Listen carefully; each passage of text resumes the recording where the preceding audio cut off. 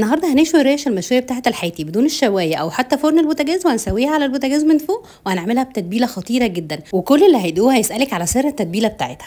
استخدمت 3/4 كيلو من الريش البتلو، وللتتبيله استخدمت 3/4 كوبايه من ميه البصل وكوبايه من ميه الطماطم وتلت كوبايه من الزيت. وفي البهارات استخدمت ملح وفلفل، واستخدمت معاهم بهارات مشاوي او 7 بهارات، وبعد كده ضفت معاهم بابريكا مدخنه. البابريكا المدخنه طعم حلو جدا للمشويات، لكن لو مش متوفر عندكم بابريكا مدخنه تقدروا تستخدموا بابريكا عاديه.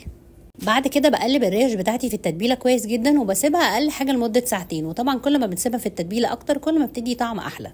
وفي التسويه ابتديت ان انا اسخن الجريل بتاعتي كويس جدا في الاول. بعد كده ابتديت ان انا انزل عليها معلقه من السمنه، طبعا تقدروا تستخدموا اي طاسه متوفره عندكم. بعد كده ببتدي ان انا انزل الريش بتاعتي واحده واحده، مش بنزلها كلها مره واحده علشان حراره الطاسه بتاعتي او الجريل ما تنزلش.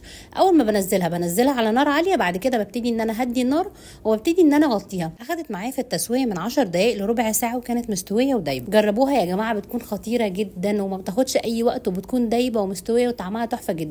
واختياري في الاخر تقدروا ان انتوا تعملوا لها الفحمه اللي انتوا بتولعوها وتضيفوا عليها معلقه من السمن. جربوها وقولوا لي ايه رايكم.